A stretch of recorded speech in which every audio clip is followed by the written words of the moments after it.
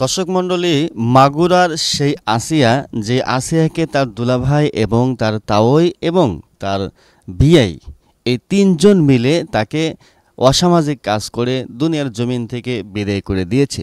আজকে সেই মাগুরার সেই আসিয়াকে যারা অসামাজিক কাজ করেছে তাদের ফ্যামিলির এই চারজনকেই আজকে কী শুনানি দেওয়া হলো সেই বিষয়টি আজকে আপনারা জানতে পারবেন। দর্শক মণ্ডলী, প্রথমে আমি বলে নিচ্ছি যে এই যে আসিয়াকে যে কাজটা করা হয়েছে এই ঘটনার সাথে পরিপূর্ণভাবে তার শাশুড়ি জড়িত ছিল, অর্থাৎ হামিদা বেগমের শাশুড়ি। আসিয়ার বোন হামিদা বেগম, আর হামিদা বেগমের বিবাহ হয়েছে সেই বাড়িতে যেই বাড়িতে আসিয়াকে অসামাজিক কাজ করে দুনিয়ার জমিন থেকে বিদায় করা হলো। অর্থাৎ হামিদার স্বামীর নাম হচ্ছে সজীব, আর তার শ্বশুরের নাম হচ্ছে হিটু শেখ, এবং তার শাশুড়ি আছে এবং তার একটি দেওর আছে। তো এবার আসুন আমরা মূল ঘটনায় চলে যাব এবং আজকে আদালত থেকে এই চারজনকে কি শুনানি দিয়েছে আমরা সেটা একটু পরে আলোচনা করব। তো প্রথম কথা হচ্ছে, এখানে ভিডিওটি আপনারা খুবই গুরুত্ব সহকারে শুনবেন, তাহলে বুঝতে পারবেন যে আসলে এই ঘটনার সাথে কে কে জড়িত আছে। দর্শক মণ্ডলী, হামিদাকে যখন এই বাড়িতে বিবাহ দেওয়া হয় তখন আসলে হামিদার ফ্যামিলিটা অত্যন্ত গরিব নিরীহ ফ্যামিলি। তো যখন এই বাড়িতে বিবাহ দেওয়া হয়, দেওয়ার পরে স্বামীর সাথে তো সম্পর্ক থাকা স্বাভাবিক, কিন্তু তার শ্বশুর চেয়েছিল যে তার পুত্রবধূকে সে ব্যবহার করার জন্য। কারণ হিটু শেখের চরিত্রে আগে থেকেই একটা দাগ আছে। হিটু শেখ এলাকার ভিতরেও কিন্তু ইতিপূর্বে সে নানান ধরনের বিচারের কবলে পড়েছিল। এর আগে পুকুরের ভিতরে একটা মহিলা, তার 2টি বাচ্চা আছে, গোসল করতেছিল। সেই গোসল করার পরিস্থিতিটা হিটু শেখ তাকিয়ে থেকে দেখেছিল। তখন এলাকার মানুষ ধরে তাকে বিচারের আওতায় নিয়ে তাকে জুতা পেটা করে এলাকার ভিতরে তাকে জুতার মালা পরিধান করে কিন্তু ঘোরানো হয়েছে।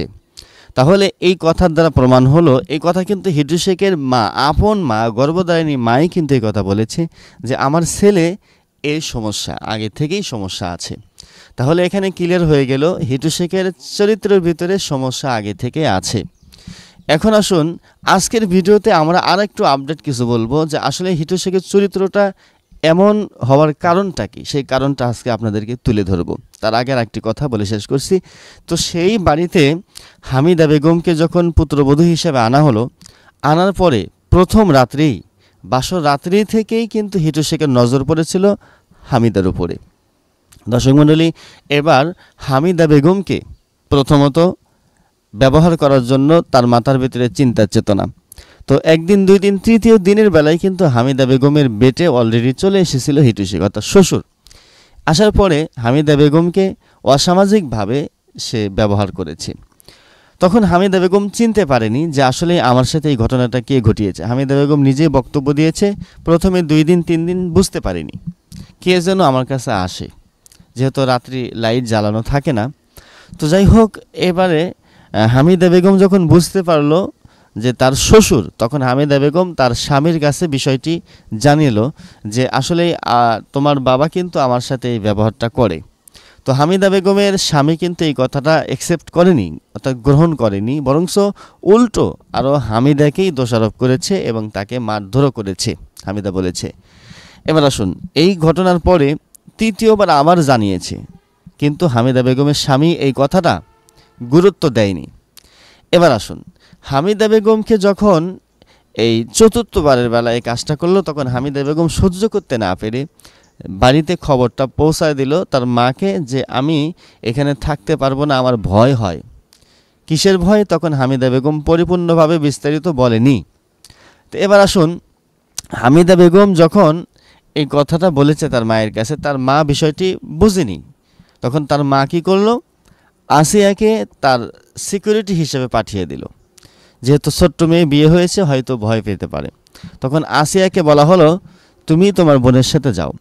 আসিয়াকে নিয়ে আসা হলো। এখানে কিন্তু একটা কথা, হামিদার কিন্তু উচিত ছিল, যেহেতু হামিদার সাথে তারা শারীরিক সম্পর্ক করার জন্য ব্যতিব্যস্ত থাকে, এই জন্য যখন তার মা এই সিদ্ধান্তটা নিল, তখন আসিয়ার তার মায়ের কাছে খুলে বলা দরকার ছিল যে আসলে এখানে আসিয়াকে পাঠিয়ে কোনো লাভ নাই, এখানে নরপিশাচরা রয়েছে, এখানে আমাকে এই ব্যবহারটা করে, তাহলে আসিয়ার মা কিন্তু আর এই কাজটা করতো না, পাঠিয়ে দিত না, তখন একটা ফায়সালা হয়ে যেত। কিন্তু এখানে হামিদার ভুল রয়েছে বিষয়টি গোপন করে রাখা, যদিও হয়তো সে সংসারটা টিকিয়ে রাখার জন্য এই বিষয়টি গোপন রেখেছিল। এখন আসুন, আসিয়াকে যখন পাঠানো হলো, পাঠানোর পরে কিন্তু আসিয়ার তাওই অর্থাৎ হিটু শেখ কিন্তু নজর পড়ে গেল আসিয়ার উপরে। প্রতিনিয়ত তো হামিদাকে ভোগ করেই, এখন ছোট্ট তার ওয়াইফের অর্থাৎ তার পুত্রবধূর বোনকেও এখন সে খাওয়ার জন্য চিন্তা ভাবনা করেছে। তো এক পর্যায়ে সেই রাত্রিতে হামিদা বেগমের কাছে যখন এসেছিল, অর্থাৎ যেই রাত্রিতে ঘটনাটা ঘটেছে, হামিদা বেগমের কাছে আসার পরে হামিদা বেগমের মুখটা চেপে ধরেছিল এবং হামিদা বেগম আসিয়াকে শিখিয়ে দিয়েছিল, যখন রাত্রিতে লাইট জ্বালাতে বলবো তখন তুমি দৌড়ে গিয়ে লাইটটা জ্বালিয়ে দেবে। তো হাত চাপিয়ে ধরেছিল, মুখটা চাপিয়ে ধরেছিল, চিৎকার দিতে পারেনি। তো সেই সময় হামিদা বেগম আসিয়াকে পা দিয়ে ধাক্কা দিয়ে আসিয়াকে জাগ্রত করেছে। আসিয়া বুঝতে পেরেছে, তখন আসিয়া দৌড়ে গিয়ে লাইটটা জ্বালিয়ে দিয়েছে। লাইটটা জ্বালানোর পরে দেখে হামিদার পাশে তার নরপিসার শ্বশুর শুয়ে আছে। তখন আসিয়া বিষয়টা মেনে নিতে পারেনি। আসিয়া বলল যে আমি সকালবেলায় আমার মা এবং বাবার কাছে আজকের রাত্রের ঘটনাটা পুরোপুরি আমি বলে দেব।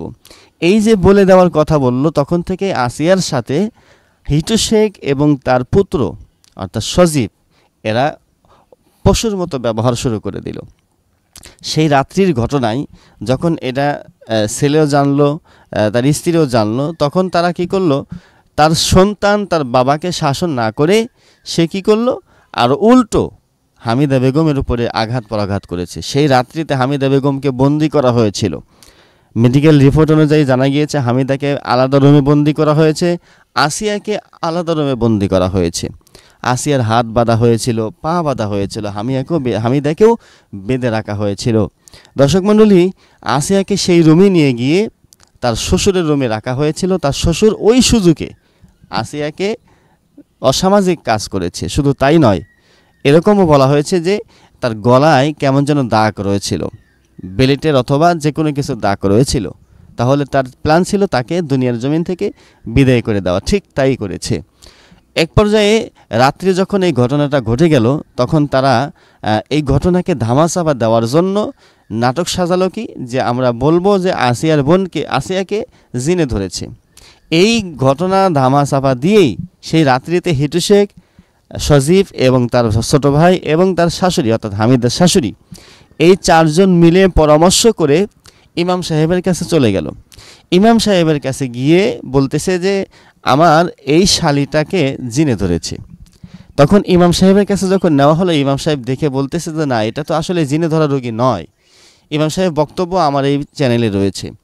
তো যাই হোক, ইমাম সাহেব বলল তখন আমি কোনো ট্রিটমেন্ট করিনি, আমি বলেছি আপনি দ্রুত তাকে মেডিকেলে নিয়ে যান। তখন তারা মেডিকেলে নিয়ে গেল। তো এখানে হামিদা বেগমেরও ওই জায়গায় বলা দরকার ছিল যে আসলে আমার বোনকে কোনো জিনে ধরে নেই, কোনো কিছু ধরে নেই, আমার বোনকে অ্যাকচুয়ালি এরা এই কাজটা করেছে। যাই হোক, সেখানে সিচুয়েশন হয়তো সেরকম ছিল না হামিদা বেগমের বলার, কিন্তু এখানে যে ঘটনাটা ঘটলো, এই ঘটনার পিছে পরিপূর্ণভাবেই আসিয়ার মাওয়াই অর্থাৎ হামিদা বেগমের শাশুড়ি দায়ী থাকবে। কারণ হামিদা বেগমের মা হিটু শেখের মা বলেছে, এর আগের ভিডিওতে আপনারা দেখতে পারবেন, হিটু শেখের মা বলেছে যে আসলেই মূলত হিটু শেখের স্ত্রীটা ভালো ছিল না, অর্থাৎ হামিদার শাশুড়ি ভালো ছিল না। সে ভালো না থাকার কারণে হিটু শেখ বারংবার এই বউটার জন্য নানান ধরনের সমস্যায় পড়েছিল। আমি তাকে এই কথা বলেছি, আমার ছেলে হিটুকে বলেছিলাম যদি তোমাকে ভালো না লাগে এই বউ, তাহলে তুমি আর এক জায়গায় বিয়ে করো, আমি তোমাকে বিয়ের ব্যবস্থা করে দেব। তাহলে এখানে বোঝা গেল যে হিটু শেখের স্ত্রী এবং হিটু শেখের সাথে আগে থেকে একটা দ্বন্দ্ব, কোলাহল, যেই কোলাহলের কারণেই এই ঘটনাটা ঘটিয়েছে। হতে পারে হিটু শেখকে ফাঁসানোর জন্য অথবা হিটু শেখকে এটার বিচার প্রতিশোধ নেওয়ার জন্য হিটু শেখের স্ত্রী হামিদার শাশুড়ি হামিদাকে এবং হামিদার ছোট বোনকে ব্যবহার করেছে, যাতে করে হিটু শেখের জীবনটা বরবাদ করে দেওয়া যায়, এমনও হতে পারে। তো এই বিষয়টি ক্লিয়ার হয়ে গেল যে হিটু শেখের মা যেভাবে বলল যে হিটু শেখের বইয়ের আসলেই ব্যবহার, চরিত্র, আচার আচরণ এগুলো কোনো কিছুই ভালো ছিল না। তাহলে হয়তো দ্বন্দ্বের কারণে বেটার বউ এবং তার শালীকে লেলে এই ব্যবহারের জন্য তার সাথে এই কাজটা করেছে। দর্শক মণ্ডলী, যেহেতু 4 জনকেই গ্রেপ্তার করা হয়েছে, এখন এই 4 জনের বিচার অবশ্যই আমরা চাই। উপদেষ্টার পক্ষ থেকে বলা হয়েছে 90 দিনের ভিতরে বিচার করা হবে। তো অবশ্যই আমরা, যেহেতু হিটু শেখ স্বীকারোক্তি দিয়েছে যে সে এই কাজটা করেছে, অবশ্যই হিটু শেখের এটা ফাঁসির দাবি চাই।